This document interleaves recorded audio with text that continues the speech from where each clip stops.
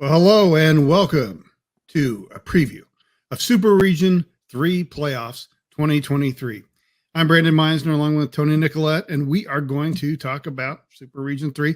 Look at the bracket, maybe predict some winners and losers, and just kind of dive into what's happening in Super Region 3. Tony, a pleasure to be here with you, and really, looking forward to some good games this week, including one marquee game in the GLIAC. Yeah, it's playoff time. All the games are always fun, and especially within this region, we have the blessing and the curse of usually all the games are pretty heavy, pretty much heavyweight fights, and they're usually a lot of fun to watch. So, we definitely have some good ones in front of us here coming up on Saturday. For sure. So let's first look at the way that the bracket ended up. Harding, if you didn't know, got the number 1 seed. That means they'll have a bye this weekend. The number 2 seed is Grand Valley, because teams 5 through 7 are unseeded, and because of some rules that the NCAA uses to try to save money. Their reward for finishing second, being ranked second in the region, is to face Ferris State, who otherwise would have been number 5 Right. and played at Central Missouri. Instead, they get to go to Allendale and play the Lakers. So Grand Valley, congratulations. You're facing the defending champions in the first round because of your number 2 bye. All right, moving on. The 3rd seed is Pittsburg State. The Gorillas will host Indianapolis, a rematch of a game that occurred last year. And again, it's in any other situation, Indianapolis would have been at Grand Valley. And then the 4th seed is Central Missouri, and they will host Henderson State. A lot of this is dictated by geography. Unfortunately, there were some options to move Ferris out of the region, maybe to move into Super Region 1, avoid flights, have some more fun. Those recommendations were not followed, or maybe they weren't even considered. Nonetheless, it's a fantastic first round matchup between Grand Valley and Ferris. I just wish it was a couple rounds from now, if the 2 advance that far. Sure. And I think we all do, Brandon. And I mean, congratulations to Grand Valley for your 2 seed, and you get basically arguably the best other team left in the bracket. By the same token, I'd say congrats, Ferris. You were probably ostensibly the 5, and yet you still got to go play the 2 instead of at least having a puncher's chance at being a near seed game on a 4 or 5 like you would normally see. So I mean, there are a lot of teams in this scenario that are being penalized, and it seems odd that the ones who have bodies of work that are as strong or better than any others in the country. That's not to take anything away from any of the other teams in this bracket. Again, Harding, being the lone undefeated left in this region, deserve to be on the 1 line. But I mean, it's I guess it starts to make you beg the question of why even seed 1 through 4 if they aren't going to receive opponents that are commensurate with earning that stature. I mean, it's basically, okay, you're earning yourself a home game, and that's about it. So then just give them a home game designation and don't even bother with the 2, 3, and 4, because none of that seems to matter anymore either. That's true. Very good. Most people view this in the opposite manner, but if you do look at it through Grand Valley's eyes, it definitely is a situation where we had a great season, lost only to Colorado School of Mines by 3 points in the opening week. Right.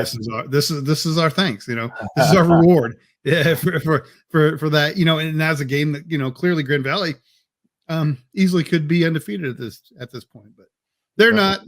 And we're left with what we're left with. Some intriguing matchups. Let's start with one of those intriguing matchups. Something new, something I'm excited about. Anybody who watches our show on Sunday knows that I want new things all the time.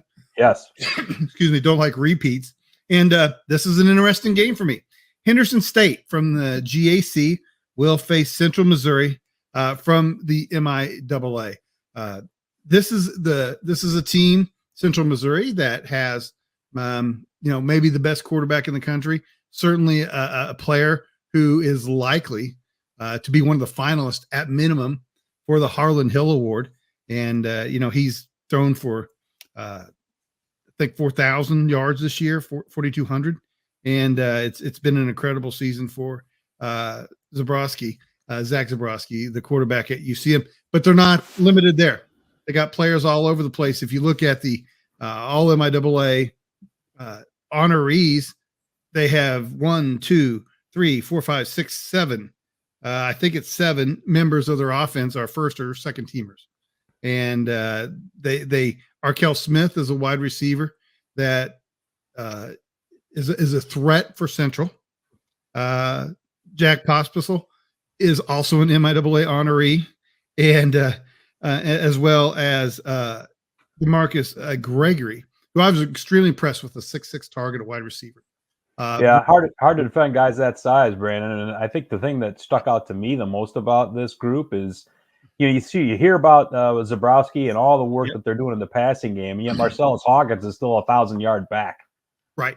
I mean, so that offense is doing some real work if they have 1,000-yard running backs in addition to all the aerial yards they're putting together. I mean, stopping them has got to be one of the more daunting tasks in Division II this year. Yeah, they're all averaging almost 600 yards a game.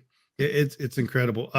To break down this game, though, Central Missouri, if you've watched the show all year, and of course I know you've watched it because you're part of it, and you've been a part of it, but you've heard me say multiple times. I might have slept through a lot of those, Brandon. You don't know.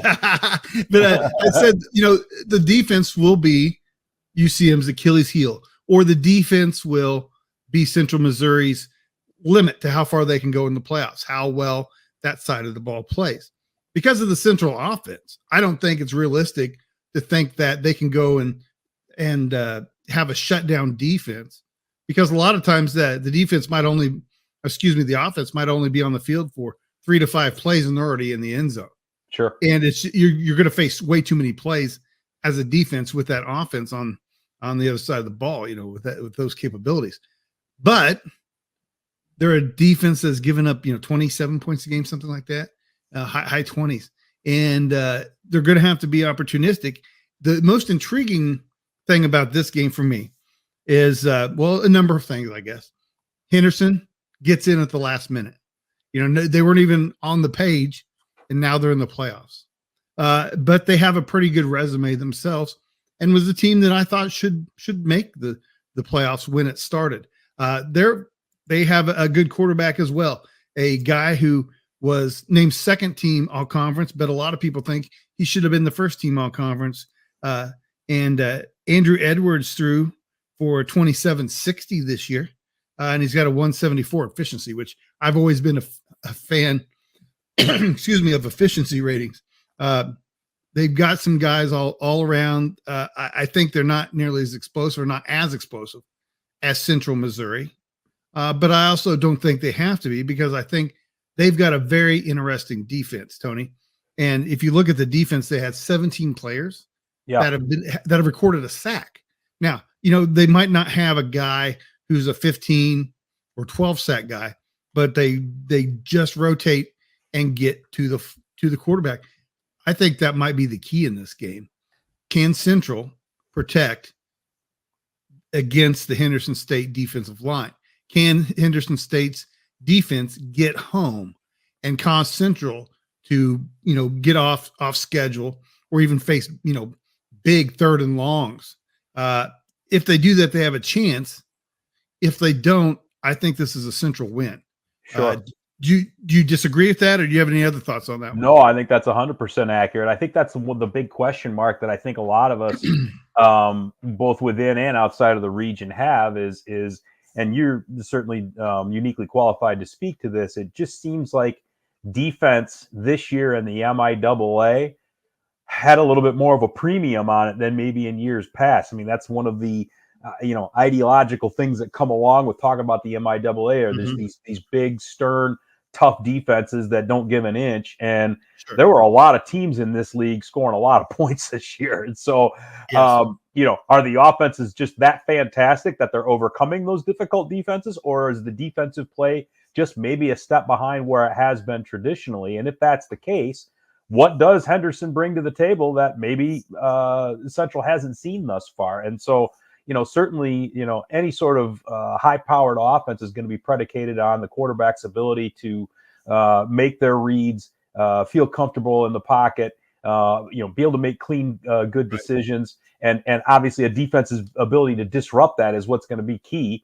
Hey, it doesn't matter if you're Peyton Manning or Tom Brady. When you put enough pressure on those guys, it's really, really difficult. So that's, to me, is going to be one of the most interesting things to watch about this game is, can Henderson, with all the pressure that they bring from the different parts of their defense, find a way to get home and disrupt what Zabrowski wants to do offensively? That, to me, is the key to the game. If Henderson can make enough of those types of plays to either get off the field on third down or maybe even cause some turnovers, that's what's going to give them the best shot in this game. Otherwise, if Central's able to do kind of what they've done to most people all year, yeah, it's going to be a tall ask to go in to Warrensburg and find a way to knock those guys off. Right. I mean, again, like we talked about before, Central Missouri is kind of reaping the benefit of the geography of the region because they don't have to play Ferris State, who they would have had to otherwise had they gone with the 5, 6, 7, playing their counterpart as a 2, 3, 4. So obviously, I think this is one that the Mules are favored in, and I know by some computer metrics they are, and I think it's going to be maybe a 45-28 win for the Mules. That would not surprise me at all. So. Yeah, it wouldn't surprise me either. But again, if Henderson's defense can make some of those plays that we talked about, and let's not overshadow the work that Andrew Edwards does. You said you like his efficiency rating. When I see a guy who's only thrown 2 picks on the season, absolutely, that's an offense that protects the ball. That's going to be their key for the Reddies when they've got the ball. Is if they aren't scoring, they better keep the ball for as long as they can and keep that Central offense on the sidelines. Exactly right, and that very well may be the plan that they have this weekend. But again, it's anytime that Central's got the ball, it might be quick and they might be in the end zone. Could be. Let's go ahead and move on to our second game of the weekend, and that is UIndy at Pittsburg State.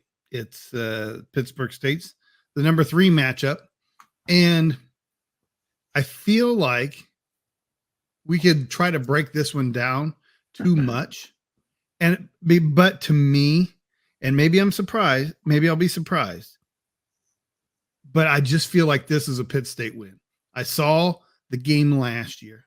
I saw Pitt State dominate the entire game. Maybe Pitt's not as good as they were last year, and that's something I can absolutely believe. If someone tried to make that argument, I could believe that. Having said that, Indianapolis is a team not exactly coming in with momentum.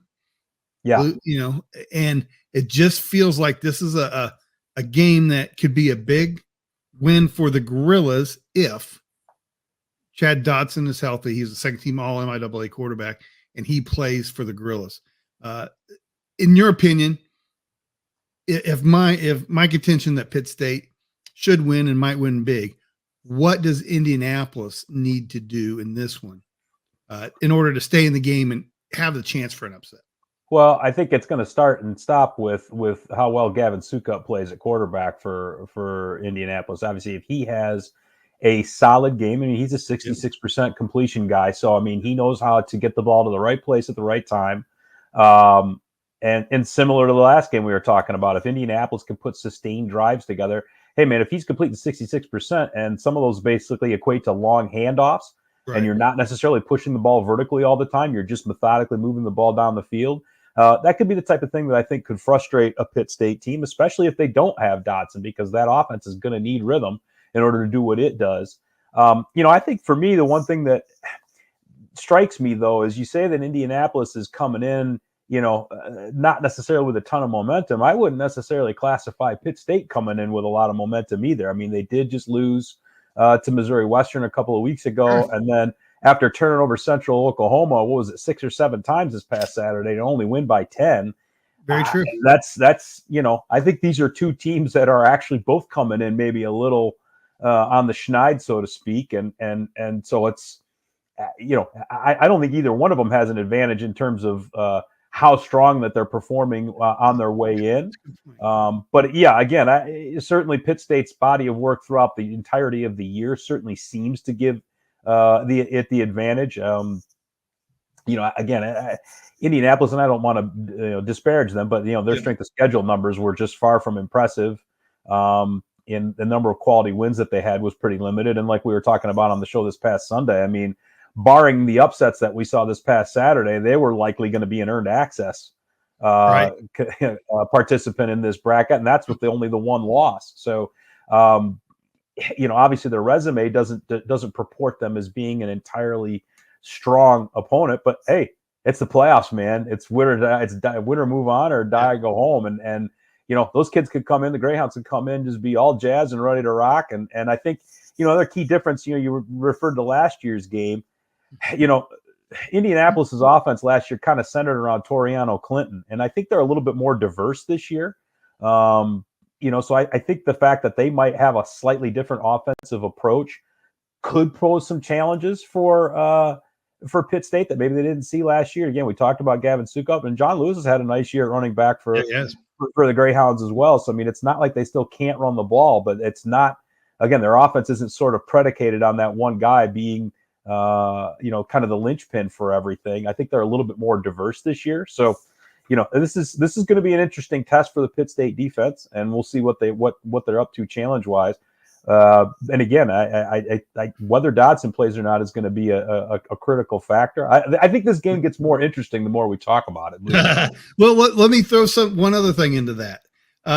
It was something that I was surprised to find out because I'm not one who typically dives into stats. I've made the joke that a coach I respect once told me stats are for losers.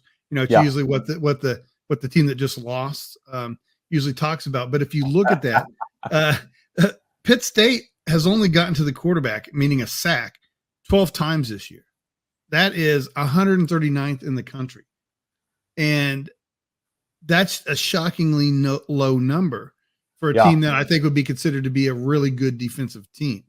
Does that allow Indianapolis with an accurate passing quarterback to stay in the game with the short passing game that you talked about?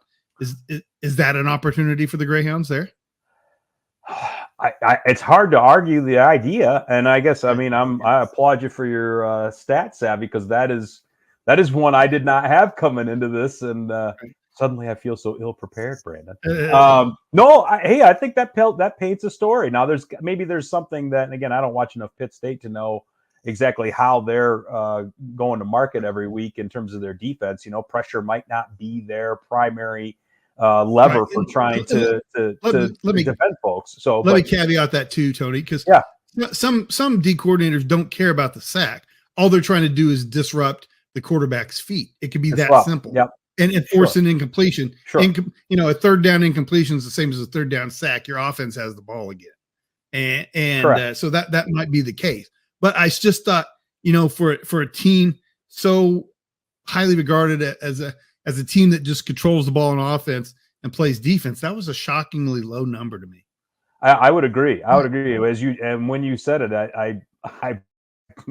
I was genuinely shocked by it too. So I think your premise is well founded. And again, the more we talk about this game, the more intriguing this one actually becomes, just for the fact that, at least from the storytelling of the numbers, and again, stats may not tell everything, and they're not the entire story. You got to play the game on the field, but this game actually looks a little bit more on the level than maybe we would have thought it was at any point during the season. And again, it's Indianapolis didn't exactly rock their way into the playoffs, but Pitt State didn't either. And there might be key injuries with Pitt State that are a little bit more penal to them than maybe we all think. And maybe that's something that keeps an Indianapolis in this game. Because again, not to disparage the Greyhounds, but this is on its face, this certainly feels like a Pitt State, advantage by a couple of scores at a minimum on the level. But given all the things that we've talked about, there's a lot of of intrigue here.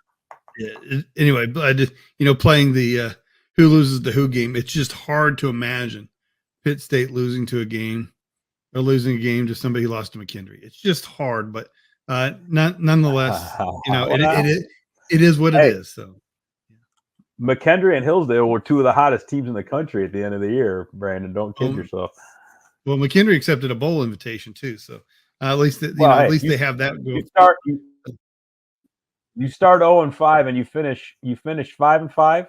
You had to be doing something right. And while I, behind closed doors was not particularly complimentary of Indianapolis for losing that game, you got to give the McKendree kids credit for just not quitting on their season when they probably could have folded the tent halfway through. So, maybe that loss isn't quite as awful as we think it is, but nevertheless.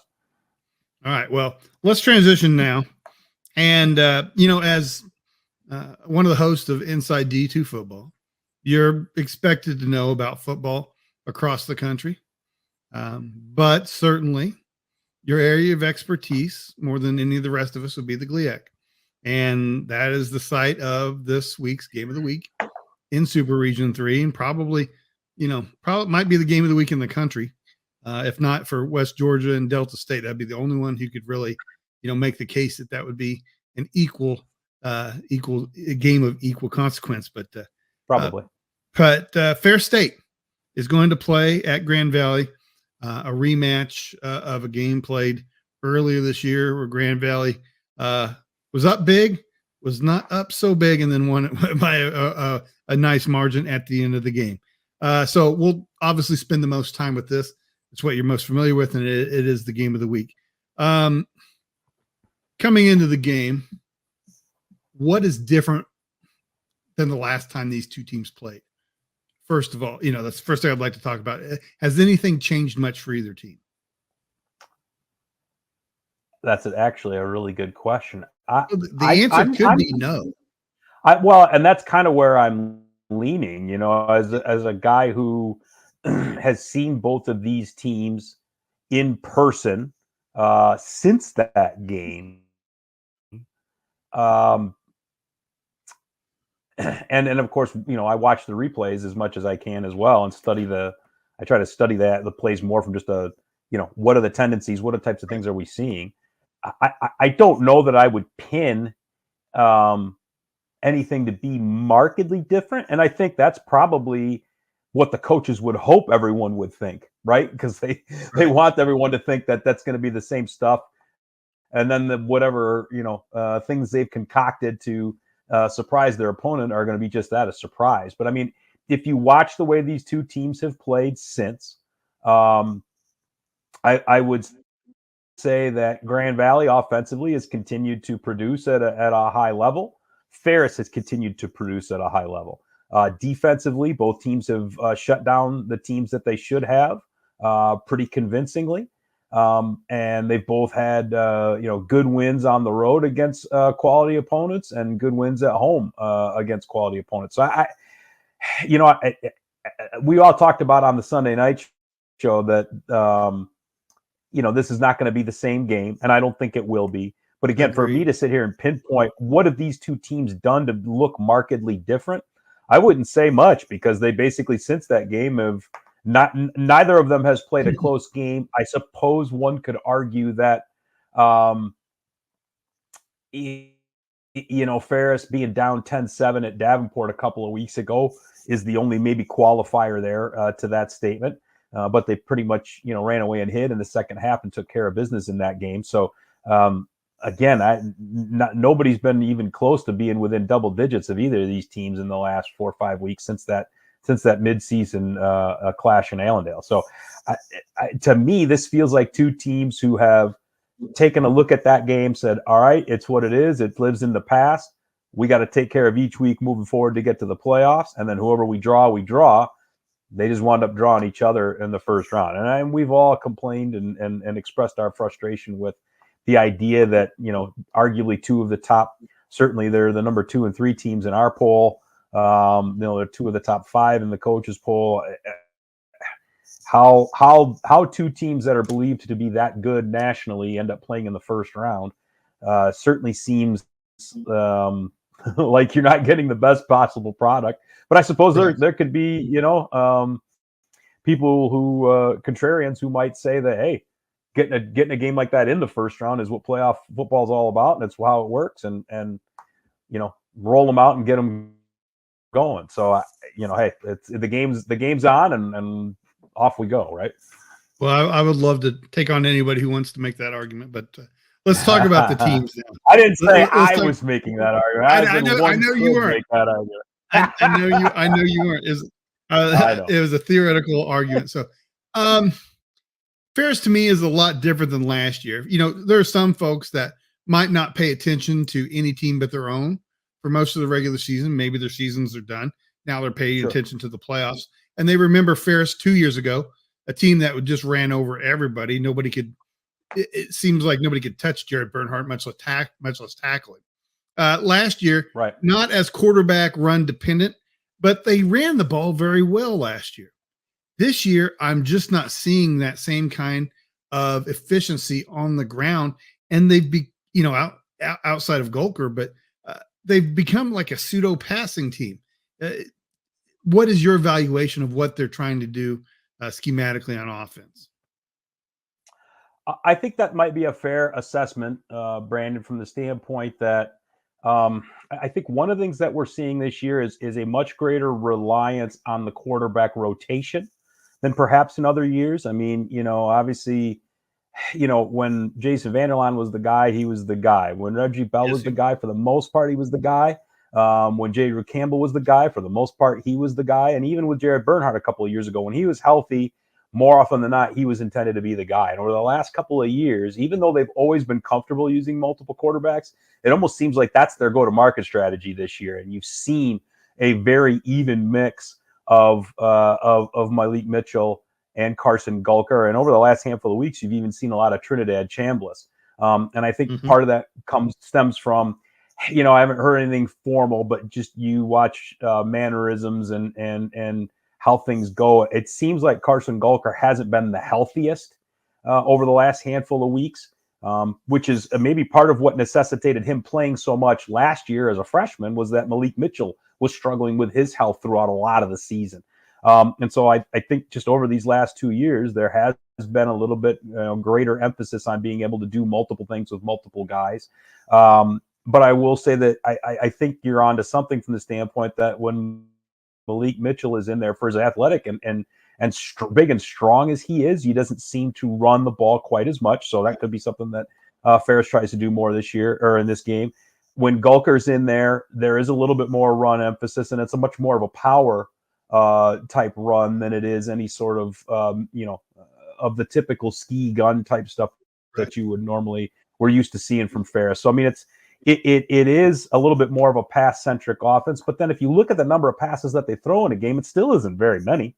I can't tell you how many stat lines this year I've read from Malik Mitchell where he's, 7 of 9, 8 of 11, and Gulker might throw 5 or 6. I mean, so they're really only throwing the ball 22 to 23 times a game. It's not a big number, but they're trying to be much more efficient with that than perhaps they have been in the past. And they've been pretty successful with that too. So, that is maybe one, slight change, is that they're trying to be much more efficient in the pass game and still run, but run with a little bit more power than they have in the past.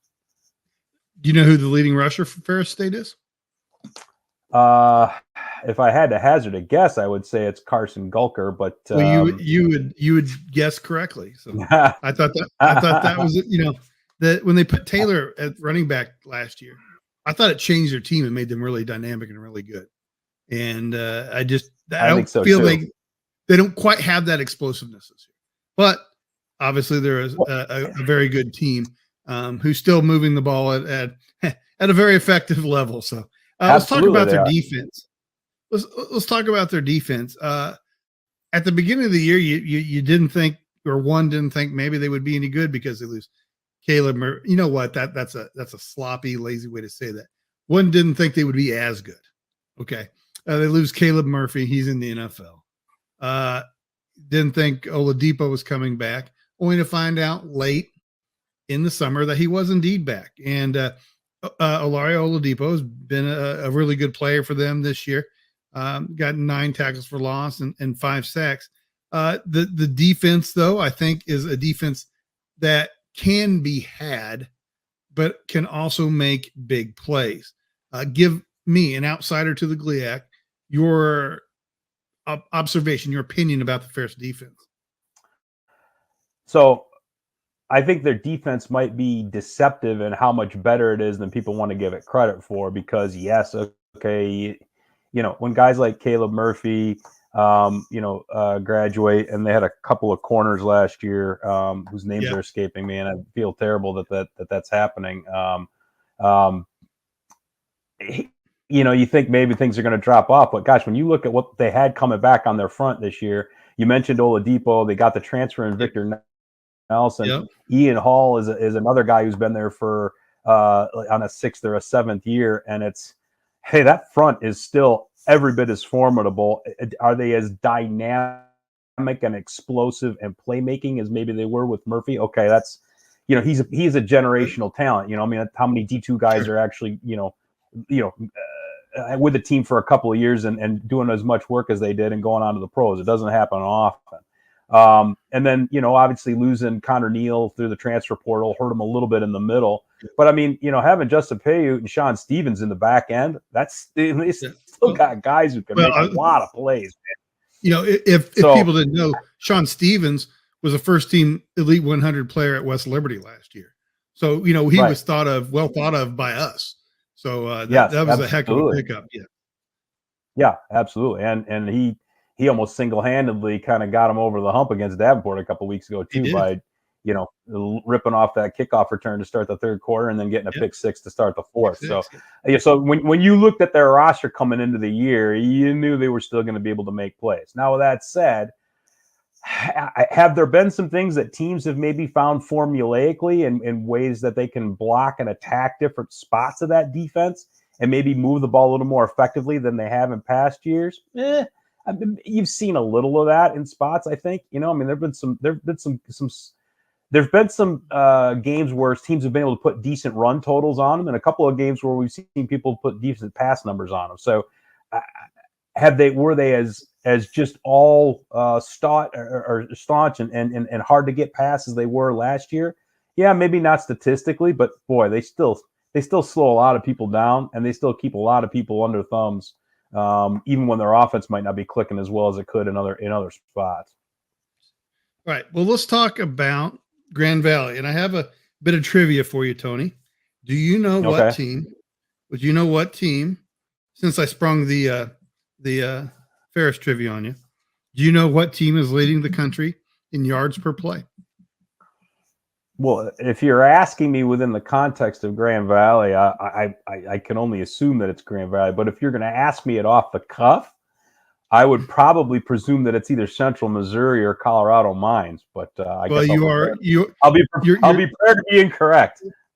Your test taking skills are out of this world because twice you've gotten the right answer. So the Lakers are leading the country. I think it's 7.8 yards per play, which is a pretty impressive number. There's been a lot of hype around Cade Peterson since he got to Grand Valley. He's the quarterback there, for those of you who did not know. I feel like he's only thrown for right around 1,700 yards this year, but I feel like he's finally living up to some of that hype in terms of like being an MVP type quarterback. Is that accurate, that assessment, or am I missing the boat from what he's accomplished in other years? Brandon, obviously an MVP could be a guy who puts up gobs of stats. It could be a guy who, throws for an insane number of touchdowns or runs for an insane number of touchdowns. Or in the case, I think Cade Peterson this year, it's the willingness to do whatever it takes to help the team win, even if that means that he's being asked to do a little bit less. I think you've seen this year a shift away from his need to pass the ball as much. They've actually asked Cade to do a lot more design quarterback run, but he's also gotten a lot of big plays with his legs when maybe pass pro breaks down or he doesn't see what he likes in the secondary in terms of receivers being available. But he's had to share a lot of snaps this year. We've seen a lot more Avery Moore over the course of the season. And there have been quite a few games where, hey, when things are under control, he's had other quarterbacks like Alex Toll and others come in and take care of things. And even when Cade got dinged in part of a game, Toll came in and helped out a lot. So I think you're seeing the evolution of a player to, hey, I'm going to do whatever it takes to help my team win. Whatever the staff asks of me, that's what I'm going to be ready to do. And he seems ready and willing to do all of that. And so some games his stat lines are pretty gaudy. And then there are other games where, he goes 11 of 18 for 138 yards, no scores, maybe has 70 yards rushing, but that's what the team needed of him. And so he does it. And if that makes him an MVP, I'm sure, as long as the W's are rolling in, I'm sure he'd be happy to take that moniker at that point. That was exactly where I was heading with that, because Yeah. the stats aren't gaudy, but the efficiency is almost 170. Yep. I mean, those are winning quarterback numbers. That's and he's, as you said, he's added 460 on the ground with 6 touchdowns. So those are MVP numbers. You look and you thought, or at least I thought with the losses that Grand Valley suffered, even in the portal, that throwing the ball might be difficult this year. But you've got 4 good targets at Grand Valley. There are 4 good targets there. Tierney, Johnson, and Kyle Knott are doing a real good job at the receivers, at the receiver position. What really struck me though was that all their yards per catch were high, which now that that kind of speaks back to what team's averaging the most per play.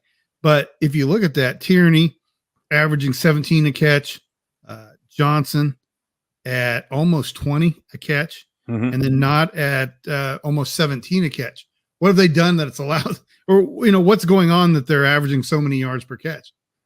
So I think a couple of things. I think there's been, and this sounds like an opposite way of thinking, but when you see large average yards per catch numbers, you think that Grand Valley's pushing the ball vertically more. And this year they really haven't.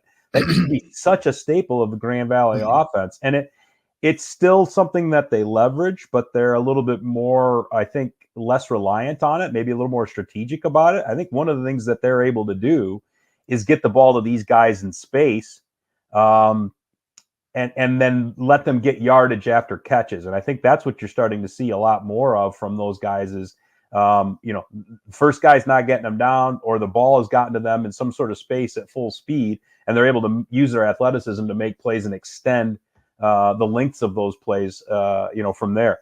And, I think another thing that Grand Valley does a lot in the run game too is there is a fair amount of jet and fly action. And sometimes those can end up being just pop passes that are essentially a run play, but statistically it goes down as a pass. And if somebody can get the edge and turn it upfield, and all of a sudden it's an 18-yard pickup on that, well, that's going to bolster the stats too. But I think those numbers for those guys are, again, they're much more indicative of getting the ball in space and being able to do something with it versus just running deep routes and winning on 50-50 balls, and winning on deeper routes. That's just not as much of the emphasis this year as it has been in years past. I've mentioned a couple of times the average yards per play on offense. If I were to tell you at the beginning, or to have asked you before the transfer portal defections took hold, next year Grand Valley is going to lead the nation in either yards per play on offense or on defense, you might have picked defense because the defense was pretty stingy last year. Yeah. In spite of losing for Cureen, doing a good job again this year. And in my opinion, like the line has really stepped up to take some of the load off Abe Swanson. And, Christian McCarroll, certainly a player that is in consideration for Elite 100 honors. Yeah, well, you knew that most of the defensive line was probably going to be back, despite, a handful of the portal defections and things like that. And obviously you knew what you had in Abe Swanson. But I think a couple of names that maybe didn't I know where you're headed. They didn't get quite as much value. I'll start on the line is, you've seen the emergence of Niles King, who's often playing on the side opposite of Christian McCarroll. Guys like Seth Hoonhorst and JVR Suggs have had big seasons in the middle. But at the linebacking level, I mean, you can't undersell another veteran leadership of DeMonte McCurdy, who's had a lot of reps in that defense. And then, of course, Anthony Cardamone has come on as Abe 2.0, I suppose, if you're a Grand Valley fan, because he's had a fantastic season in tandem with those two. And those two guys, having one of them is a luxury. Having two, you just don't see it very often. And the Lakers have made a lot of hay with those two guys this year. All right. Well, let's talk about the game. How does Ferris State win the game? Well, one of the things that they're going to have to do is try and limit mistakes. And I realize that sounds cliche, and you can say that about any game, but Not when they lead the nation in penalties. they lead the GLIAC and they lead the nation in penalties. And they were penalized very heavily in the first game with Grand Valley. And if you look at their penalty totals since then, they really haven't slowed down. They're double digits, I think, in all but one of the games that they've played since then in terms of number of penalties.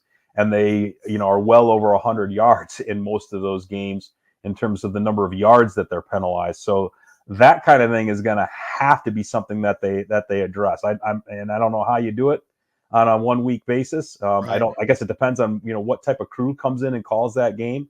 That could have an impact on it, but that's certainly something that's going to have to get addressed. I think another thing that they're going to have to do a better job of is protecting whoever is back there at quarterback. Grand Valley had a large number of sacks. It was either 6 or 8 in that first game. The number escapes me, but and the number of times that they got those quarterbacks off the dime and made them move was significant. And so that's going to be something that's going to be critical for Ferris. Is can they protect the quarterback? Can that offensive line do a little bit more to get them what they want in the run game? I think those are things that are going to be really important. And I think defensively, you saw the power run, especially on some direct snap stuff that Grand Valley did. How's Ferris going to address that? We actually saw a couple of teams use similar things in games since then that, they maybe didn't work quite as well as Grand Valley had it work, but it was still effective. So, I mean, there are little things that we've noticed that Ferris, I think, could do some things to make things a little bit harder on Grand Valley. And I'm sure that the Ferris staff is going to have their kids ready to take care of those things. And those are all things that they're more than capable of. And quite frankly, we'd expect them to be better at, going into this game. Before we move on to Grand Valley, let me mention one thing and ask you what the impact will be. Tony Anise will be serving the 1-game suspension levied by the NCAA. He will not be able to be on the sideline with the team or coach the team. He will, if he chooses, be able to buy a ticket and attend the game and sit in the crowd. He will not be on the sideline for the Bulldogs. What effect, if any, do you think that will have on their team? That's an interesting question, Brandon. And I'm not going to tell you that not having your head coach won't have an impact. And at the same time, he's had a lot of the guys on that staff for many years. They all know what their individual contributing jobs are or roles are going into each week. And these kids, he's got a pretty veteran group in a lot of spots. They know what to do. They know what types of adjustments they typically want to make or how to respond to things that they're seeing and reading on the field. So I would submit to you that Ferris is going to tell you that like any elite college program like this, it's going to be an impact, but it's not going to make or break them. They still got to go out and make plays and run what they do. And so having one person gone isn't going to, be a lever that switches things one way or the other. I'm not going to say it's not important, but I certainly don't think this is going to sway the result one way or the other. Right now, let's talk about the Lakers then. What do the Lakers do, or how do they win this game? Well, certainly they're going to want to try and establish that same run game with power that they did in the last game. They also had a few deep shots that were strategically timed that worked beautifully. So they're going to have to try and make sure that their receivers are winning in some of those difficult catch situations like they did in that first game. Kyle Knott had one of the best catches of the year in that game. And Cody Tierney had 2 really tough catches that both resulted in touchdowns in that game as well. So I mean, their receivers are going to have to continue to win, and that's no small ask. I mean, Ferris's secondary is no joke. Those guys can defend. Davenport was trying to move the ball downfield in a few different spots a couple weekends ago. Ask him how that went. They're going to have to, continue to make some of the plays that they did, but I think they're also going to have to be ready for what wrinkles Ferris has for them. I mean, the idea that Grand Valley is going to be able to get the same type of pressure defensively on the quarterback position and get the number of sacks and tackles for loss that they did, just strikes me as something that's going to be really hard to replicate, and I think Ferris is going to be ready for it. So how does Grand Valley defensively make sure that they are ready for whatever wrinkles Ferris is going to throw at them?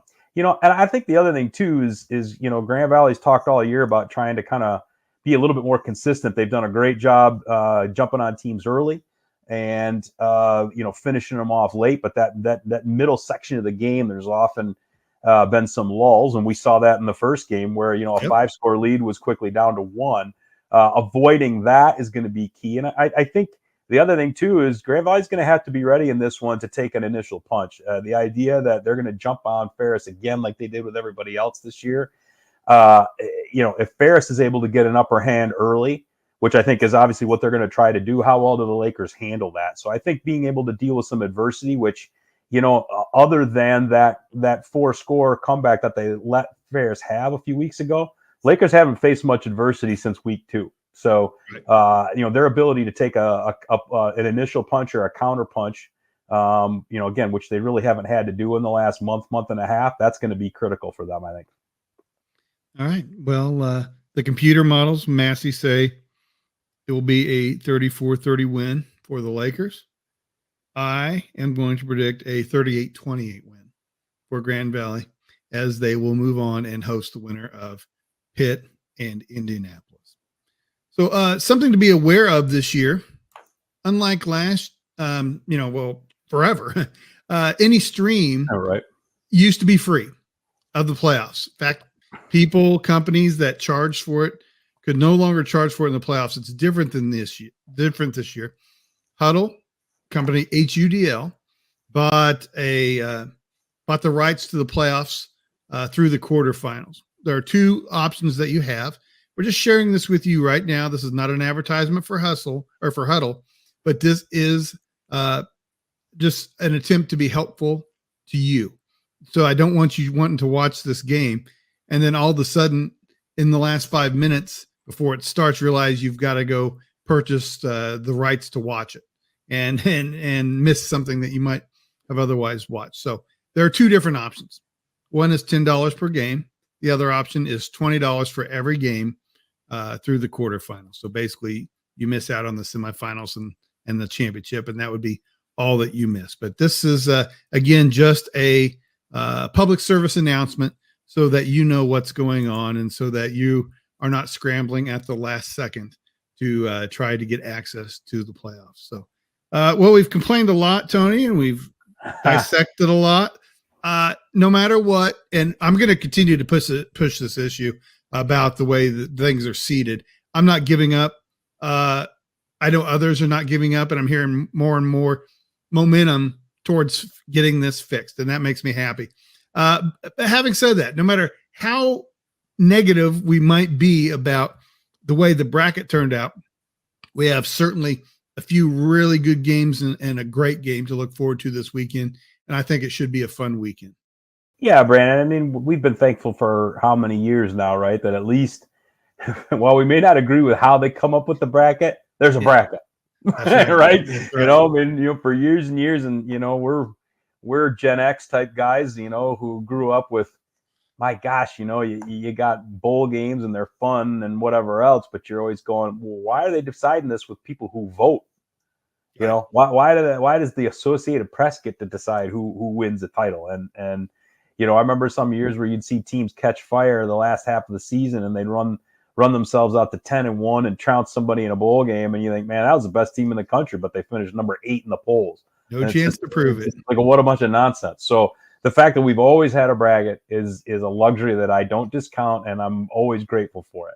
But you're either growing or dying, and if we aren't figuring out ways to grow this and make it more interesting and competitive, and try and get the best teams to go a little bit later into things to make those games that mean more later in the tournament more intriguing, and give those better teams, a little bit more of a nod for the work that they did in the regular season to earn some preferential treatment a little bit. Maybe that's not the right way to characterize it, but you know what I'm saying. A seed, if you're gonna get seeded, it should mean something. Some earned advantages. How about that?